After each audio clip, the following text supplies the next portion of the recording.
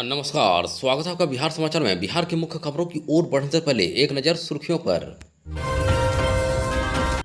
नीतीश के बेटे निशांत राजनीति में आ गए, क्या कहता है जदयू दफ्तर के बाहर लगा पोस्टर, समझिए।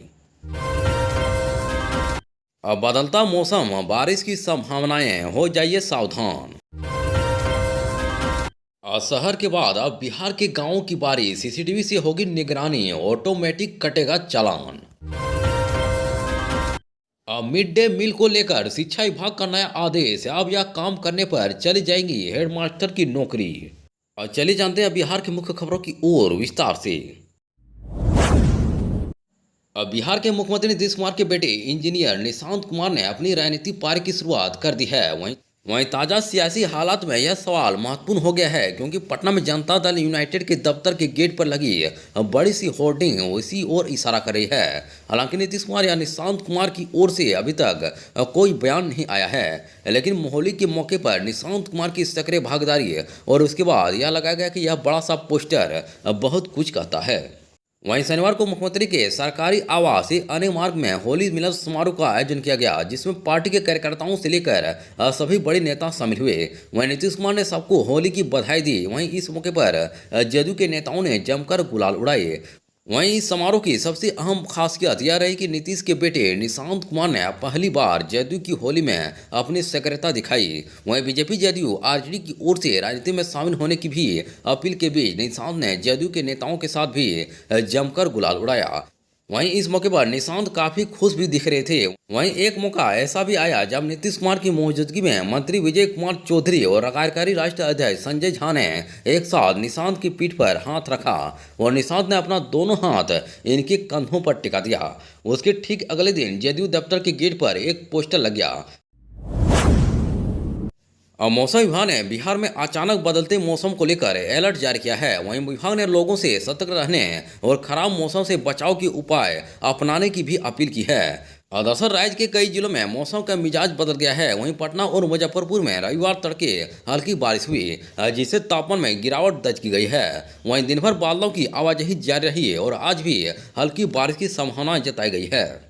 दरअसल विभाग के अनुसार पश्चिमी विक्षोभ के कारण हिमालय क्षेत्र में बर्फबारी हो रही है, जिसका असर बिहार के मैदानी इलाकों में देखा जा रहा है।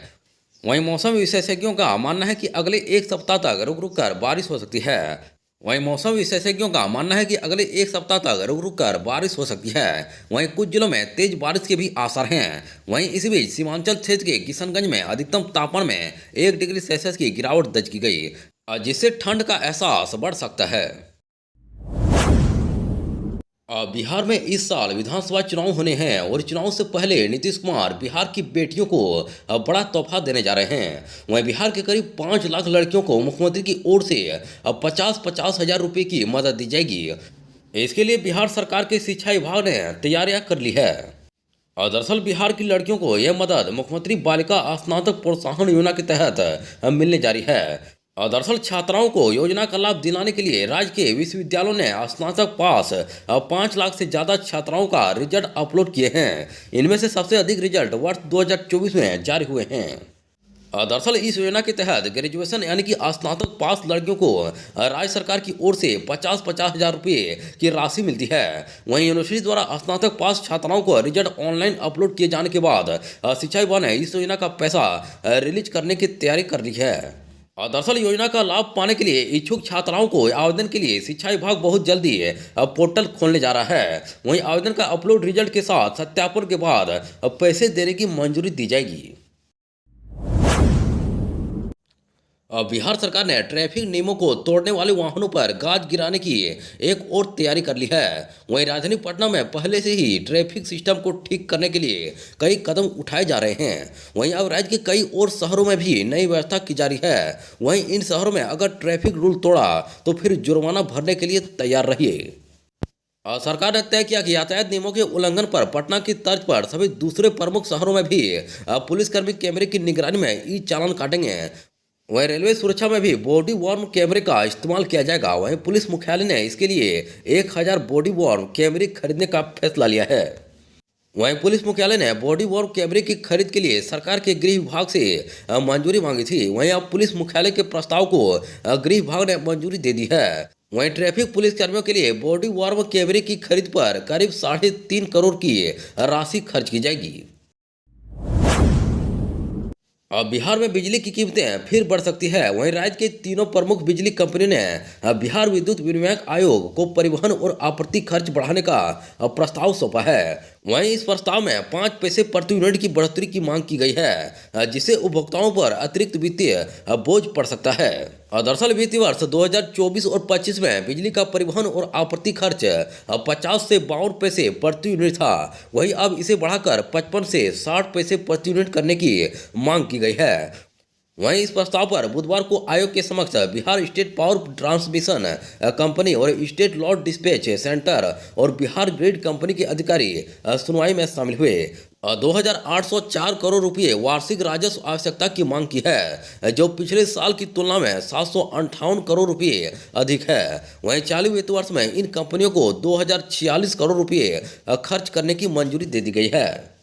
वहीं बिहार इंडस्ट्रीज एसोसिएशन और चैम्बर ऑफ कॉमर्स ने बिजली दरों में संभावित वृद्धि का कड़ा विरोध किया है। वहीं बीआई के संजय भारती ने कहा कि बिहार की पीक डिमांड 8,000 मेगावाट है और इससे अधिक क्षमता का ट्रांसमिशन इंफ्रास्ट्रक्चर पहले से मौजूद है। उन्होंने बिहार ग्रिड कंपनी को Bihar state power distribution company में शामिल करने की मांग की, ताकि अतिरिक्त खर्च पर नियंत्रण हो सके। अब बिहार के सरकारी स्कूलों में अब मिड डे मील के नाम पर गलत काम करने वाले हेडमास्टर तुरंत नप जाएंगे, यानी कि साफ साफ शब्दों में कहें तो उनकी नौकरी चली जाएगी। और दरअसल आप सोच रहे होंगे कि यह नियम तो पहले से ही है, इसमें नया क्या है। वहीं पहले से यह नियम है कि मिड डे मील में किसी भी तरह की कोई भी गड़बड़ी करने पर हेडमास्टर को सस्पेंड कर दिया जाता था, लेकिन इसके बाद इस तरह का काम जारी है। दरअसल बिहार में मिड डे मील को बेहतर बनाने के लिए शिक्षा विभाग लगातार काम कर रहा है। लिहाजा इसको लेकर जो नए आदेश जारी हुए हैं उसके अनुसार प्राथमिक और मध्य विद्यालय में बच्चों का मध्याह्न भोजन उतना ही बनेगा जितने बच्चों की स्कूल में उपस्थिति होगी। अगर इससे अधिक मध्याह्न भोजन बनेगा तो उस विद्यालय के प्रधानाध्यापक पर कार्रवाई होगी। वहीं प्रतिदिन मध्याह्न भोजन को लेकर भेजी जाने वाली रिपोर्ट में शिक्षकों का हस्ताक्षर होगा। जानकारी के मुताबिक मध्याह्न भोजन योजना निदेशालय से मिले निर्देश के बाद जिला शिक्षा कार्यालय स्तर पर प्रत्येक स्कूलों में बन रहे मध्याह्न भोजन की जांच शुरू कर दी गई है। वहीं निर्देश में कहा गया कि स्कूलों द्वारा प्रतिदिन मध्याह्न भोजन को लेकर रिपोर्ट की जाती है। वहीं इस रिपोर्ट पर अब नए नियमों के अनुसार स्कूल के सभी शिक्षक हस्ताक्षर करेंगे। यदि शिक्षक हस्ताक्षर नहीं करते हैं तो उनको स्कूल से अनुपस्थित माना जाएगा। वहीं इस रिपोर्ट में कितने बच्चे उपस्थित हुए, कितने बच्चों के लिए मध्याह्न भोजन बना और कितने बच्चों ने भोजन किया, अब भोजन में कौन कौन सी चीजें दी गई, वहीं भोजन देने का समय क्या था, आदि निर्देश शामिल किए गए हैं। वहीं जिला शिक्षा कार्यालय स्तर पर स्कूलों में बन रहे मध्याह्न भोजन की जांच के लिए टीम बनाई गई है। वहीं टीम को अपने क्षेत्र के स्कूल की रिपोर्ट प्रतिदिन देने के लिए निर्देशित किया गया है। बिहार के सरकारी स्कूलों में 6ठी से 8वीं तक के बच्चे अगले शैक्षणिक सत्र से एनसीईआरटी के पाठ्यक्रम पर आधारित किताबें पढ़ेंगे। बिहार के सरकारी स्कूलों में 6ठी से 8वीं तक के बच्चे अगले शैक्षणिक सत्र से एनसीईआरटी के पाठ्यक्रम पर आधारित किताबें पढ़ेंगे। इन किताबों में बिहार के भौगोलिक, ऐतिहासिक और सामाजिक परिवेश विषयों से जुड़े कुछ पाठ अलग से जुड़े गए हैं। वहीं 1ली से 5वीं तक की किताबें पूर्व की भांति एनसीईआरटी की ओर से तैयार की गई है। वहीं इन किताबों की छपाई शुरू हो गई है।